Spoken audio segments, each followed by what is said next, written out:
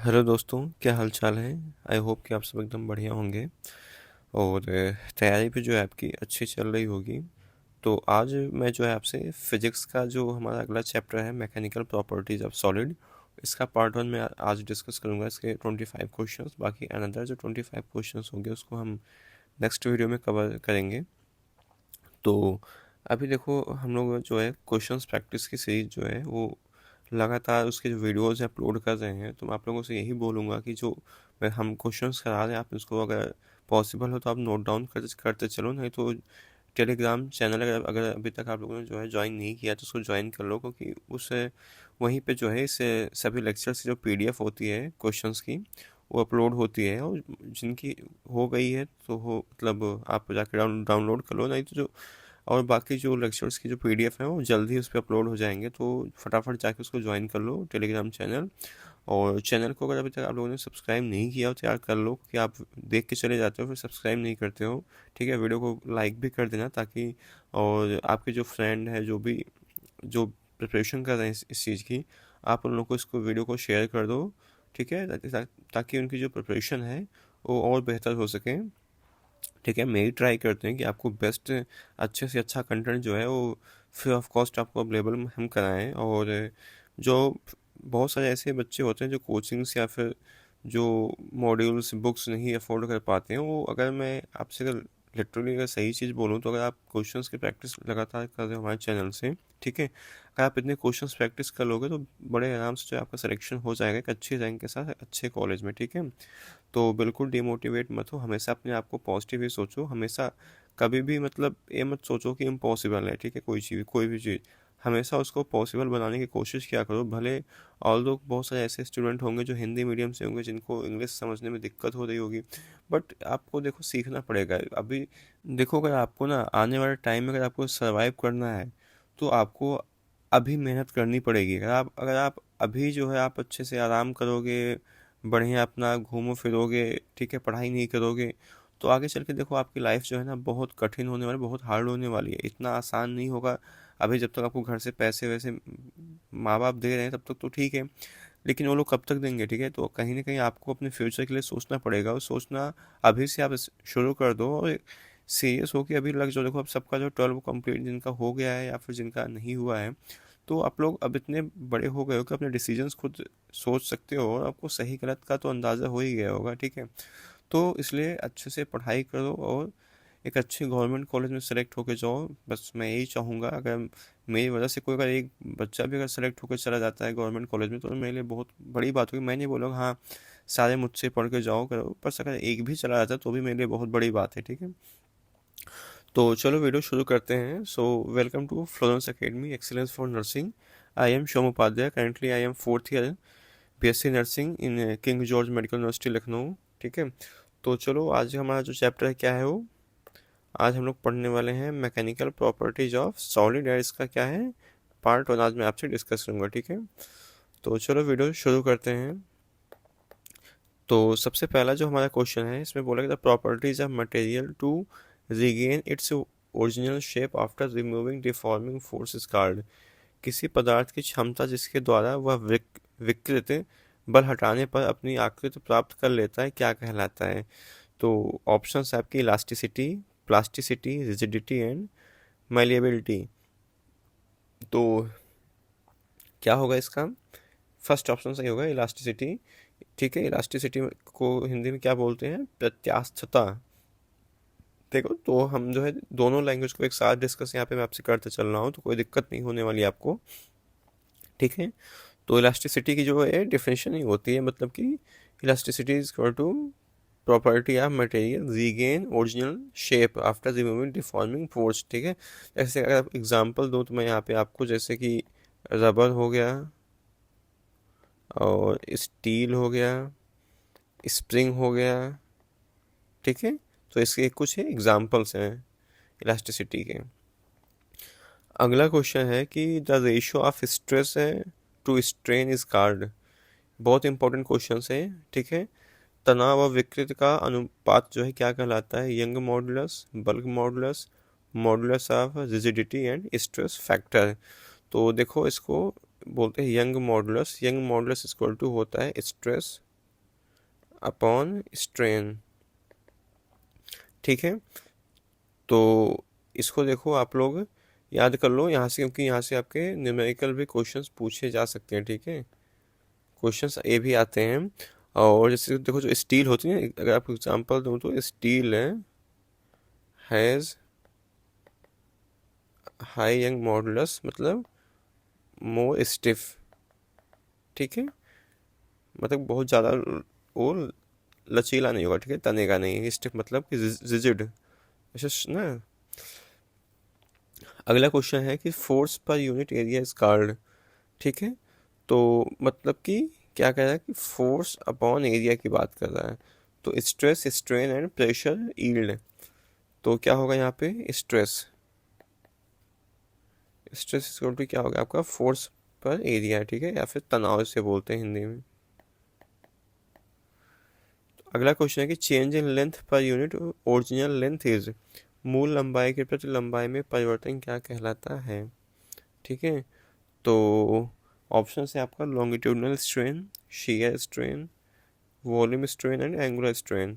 हिंदी देखो आगे लिखी है, आप हिंदी पढ़ लेना जो बच्चे हिंदी मीडियम से हैं। ठीक है, बाकी आपको हिंदी तो आप लोग जो हिंदी मीडियम से आप भी ट्राई करो कि आप इंग्लिश सीखो, क्योंकि आज आगे चल कर आपको जो अपनी पढ़ाई करनी है ना इंग्लिश में ही करनी है। तो मेक श्योर करो कि आप इंग्लिश सीखते चलो। ठीक है, साथ ही साथ अभी से ही। तो क्या होगा इसका, तो इसको बोलते हैं लॉन्गिट्यूडनल, आप स्ट्रेन बोल सकते हो। ठीक है, लॉन्गिट्यूडिनल स्ट्रेन, या फिर से अनुदैर्ध्य विकृत भी बोलते हैं, इसको to delta L upon L. ठीक है, ठीक है, इसका फॉर्मूला होता है क्या होगा, इसका फर्स्ट ऑप्शन जो है वो सही होगा, change in length per unit original length. Delta L का मतलब क्या होता है, L2 upon L2 minus L1 upon L। ठीक है, या फिर आप इसको ऐसे भी लिख सकते हो। डेल्टा का मतलब, इसका मतलब इसको डेल्टा बोलते हैं, तो डेल्टा का मतलब होता है चेंज। तो चेंज क्या होगा, पहले जो बाद में पहला का अंतर यही तो होगा। जो बाद में कोई चीज़ होगी उसका जो पहले जैसा रहा होगा उसी का अंतर क्या डेल्टा, उसको लिख सकते हो आप, या फिर L2 माइनस L1 लिख सकते हो। ठीक है ना। तो आगे चलते हैं, अगला क्वेश्चन देखते हैं।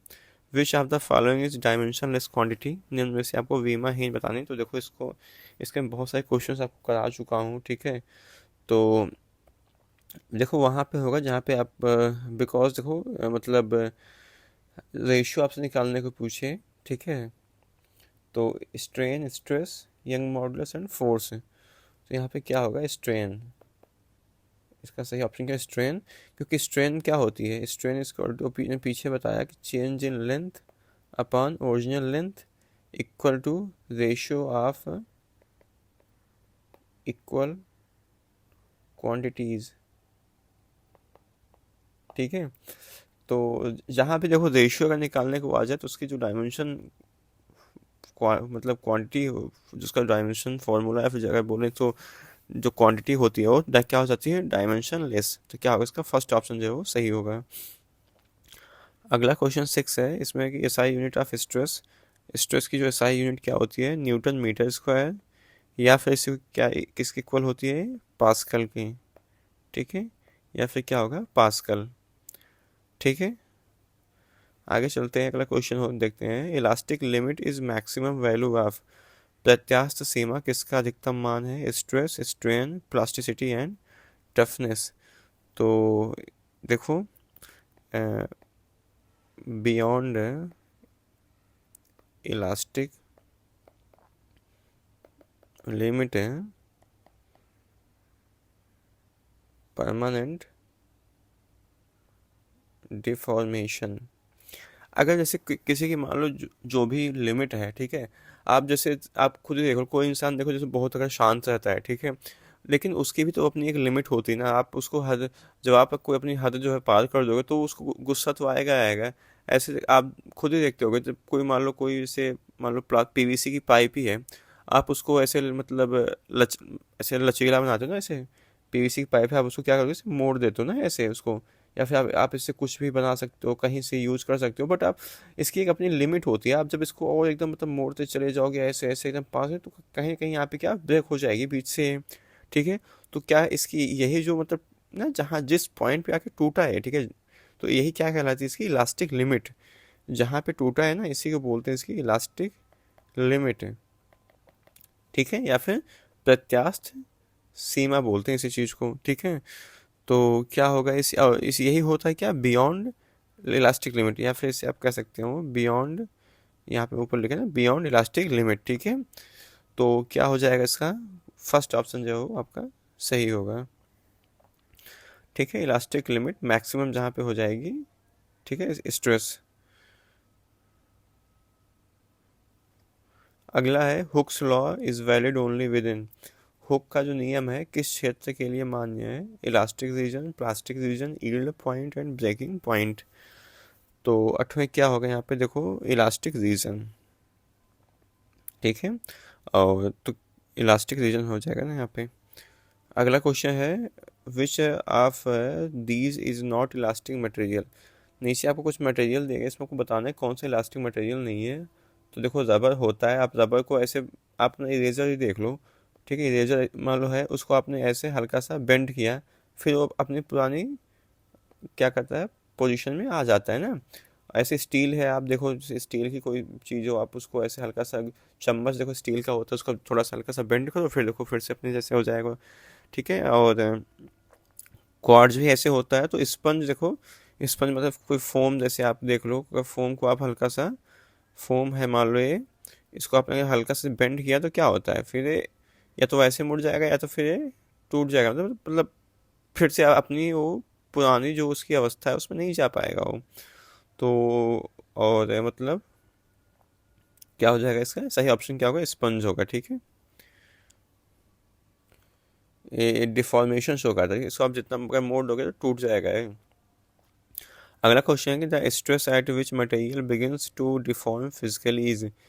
वह तनाव जिस पर पदार्थ प्लास्टिक विकृत दिखाना शुरू करता है क्या कहलाता है, yield stress, breaking point, elastic stress and maximum stress. तो 10th का क्या होगा यहाँ पे, 10th का होगा यील्ड स्ट्रेस, ठीक है, उपज तनाव। अगला है breaking stress is also called, जो टूटन तनाव को क्या कहते हैं। तो देखो इसको बोलते हैं आप ultimate stress, yield stress, normal stress and shear stress. तो 11th में क्या होगा इसका, फर्स्ट ऑप्शन होगा अल्टीमेट स्ट्रेस या फिर अंतिम तनाव, ठीक है। SI unit of young modulus, Young modulus की आपको एसआई यूनिट बतानी है तो क्या होती है इसका, यहाँ पे होगा आपका फोर्थ ऑप्शन पास्कल, ठीक है, इसे आप पीए से रिप्रेजेंट करते हैं। अगला क्वेश्चन है bulk modulus is related to change in, थोक मापांक किसके परिवर्तन से संबंधित है, वॉल्यूम, लेंथ, शेप, मास। तो बल्क मॉडुलस देखो जो होता है, इसको ऐसे केस रिप्रेजेंट करते हैं P upon delta V upon V, ठीक है, इसका फॉर्मूला होता है बल्क मॉडुलस का। तो इसको वॉल्यूम को में परिवर्तन को देखने के लिए इसका फॉर्मूला का यूज करते हैं। तो क्या होगा इसका, 13 का फर्स्ट ऑप्शन जो हो सही होगा। Share modulus is also called, जो कठोरता मापांक को और क्या कहते हैं, कठोरता मापांक, यंग मापांक, थोक मापांक एंड प्रत्यास्थ मापांक। तो 14 में क्या होगा भाई, फर्स्ट ऑप्शन से होगा मॉडुलस रिजिडिटी या फिर कठोरता मापांक। अगला है the breaking of wire depends on, तार के टूट तार के जो टूटने की होती है प्रक्रिया किस पर निर्भर निर्भर करती है, stress, length, radius and volume. तो आई थिंक अभी तक तो आपको यार जो कॉन्सेप्ट होगा इसका क्लियर हो गया होता है, क्या उसका स्ट्रेस होगा इसका सही option. A detail material sorry ductile material shows, एक नम्य पदार्थ क्या दर्शाता है, large plastic deformation, no plastic deformation, immediate breaking and no elasticity. तो 16 क्या होगा यहाँ पे, फर्स्ट ऑप्शन जो है आपका सही होगा, लार्ज प्लास्टिक डिफॉर्मेशन। अगर आपको इसका एग्जांपल दूँ तो क्या होगा, कॉपर एंड एल्यूमिनियम, ठीक है। अगला है strain produced in body is proportional to stress within. तनाव के अनुरूप विकृत किस सीमा में होती है, elastic limit, breaking point and plastic region, none. तो क्या होगा 17 का फर्स्ट ऑप्शन से होगा इलास्टिक लिमिट, ठीक है। अगला है a material with high Young modulus is, उच्च यंग मापांक वाले पदार्थ कैसे होते हैं? Very rigid, very soft, weak and elastic only. तो क्या होगा 18 का यहाँ पे फर्स्ट ऑप्शन सही होगा, वेरी रिजिड। अगर मैं आपको इसका एक क्रम बताऊँ तो देखो सबसे ज़्यादा स्टील की होती है, फिर कॉपर की, फिर एल्युमिनियम की, ठीक है। तो ये जो है एक क्रम होता है, ठीक है, हाई यंग मॉडुलस का, इसको याद रखना है, एग्जाम में आपसे पूछा जा सकता है, ठीक है, ठीक है, इंपॉर्टेंट है। Stress strain curve is used to study, stress और स्ट्रेन जो कर्व होता है इसको यूज किया जाता है इलास्टिक बिहेवियर को नापने के लिए, and chemical change, temperature change and mass change.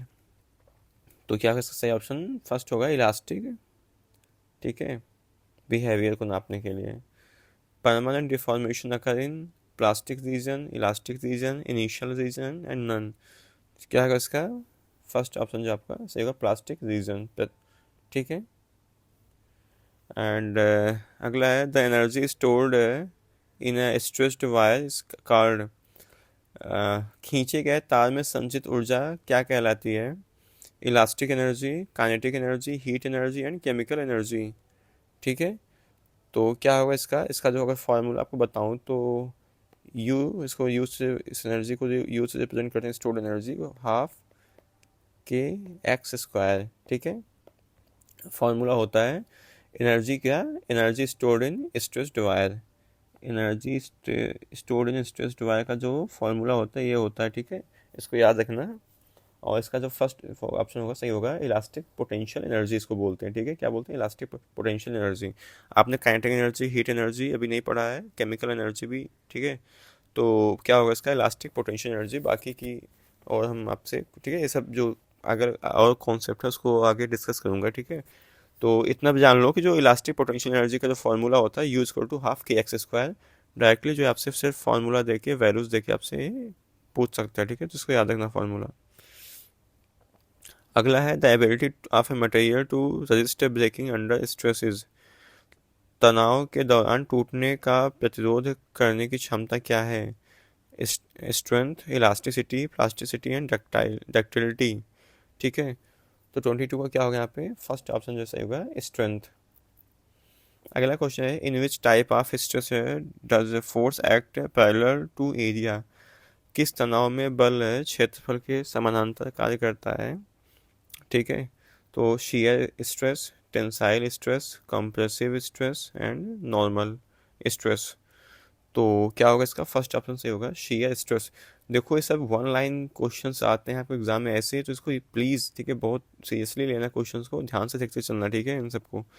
And अगला क्वेश्चन है कि a material that breaks without significant deformation, जो पदार्थ बिना अधिक विकृत के टूट जाते हैं कैसे कहलाते हैं, ठीक है।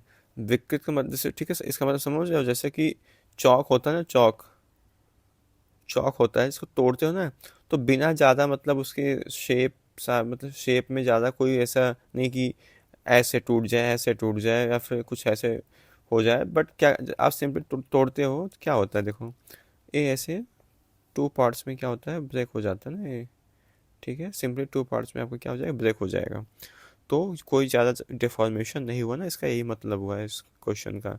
तो brittle, ductile, elastic and soft. तो क्या होगा इसका 24 का जो है वो फर्स्ट ऑप्शन सही होगा, ब्रिटल। कोई भी चीज़ जितना ज़्यादा ब्रिटल होगी उतना उसमें क्या होगा, डिफॉर्मेशन कम होगा, ठीक है, समझ गए ना इस चीज़ को। आगे चलते हैं, अगला क्वेश्चन देखते हैं, द पॉइंट ऑन स्ट्रेस है strain curve where extension begins without increase in load is, तनाव विकृत वक्र का वह बिंदु जहां भार बढ़ाए बिना लंबाई बढ़ने लगती है क्या कहलाती है? बहुत इंपॉर्टेंट क्वेश्चन है। तो क्या क्या कहलाते हैं इसको, yield point, elastic limit and breaking point, या फिर प्रोपोर्शनल लिमिट। तो बहुत इंपॉर्टेंट क्वेश्चन है इसको, ठीक है, याद रखना, भूलना नहीं इसमें, ठीक है। फर्स्ट ऑप्शन जिसका सही वैसे वो क्या बोलते हैं, यील्ड पॉइंट, ठीक है। तो extension begin without load increase, yield point इसे बोलते हैं, ठीक है। तो आज हमने जो है आपसे 25 क्वेश्चंस में आज आपसे डिस्कस किया है। बाकी जो अनदर 25 क्वेश्चंस हैं और भी इसमें हमें न्यूमेरिकल भी कुछ देखने हैं, तो उसको हम नेक्स्ट वीडियो में करेंगे। इसमें तो आज सिंपली जो सिर्फ जो थियोरेटिकल क्वेश्चंस हैं वही मैंने आपसे आज आपसे डिस्कस किया है। बाकी न्यूमेरिकल और कुछ और इससे अच्छे क्वेश्चंस हम आपसे जो है वो अगले वीडियो में उसको मैं कवर करेंगे। तो आ, फिर से बोलूँगा, अगर आप इसका PDF अगर आपको चाहिए इसका, तो आप लोग क्या करो, टेलीग्राम चैनल, ठीक है, ज्वाइन कर लो, ठीक है। और उसकी जो लिंक देखो, अगर आप लिंक आपको नहीं मिला तो नीचे यहाँ पे देखो आपको लिखा गया माई फ्लोरेंस एकेडमी, ठीक है, चैनल का। आप सिंपली टेलीग्राम पे जाओ, वहाँ पे लिखो माई फ्लोरेंस एकेडमी। आप हमें इंस्टा पे फॉलो कर सकते हो, कुछ भी अगर आपका डाउट होता है। हमारा व्हाट्सएप नंबर है, आप यहाँ भी आके अपने जो डाउट है पूछ सकते हो। हम चैनल को आप जाके सब्सक्राइब कर लो, ठीक है। तो चलो मिलते हैं आपसे नेक्स्ट वीडियो में। फिलहाल आज के लिए बस इतना ही। Thank you so much watching for this video.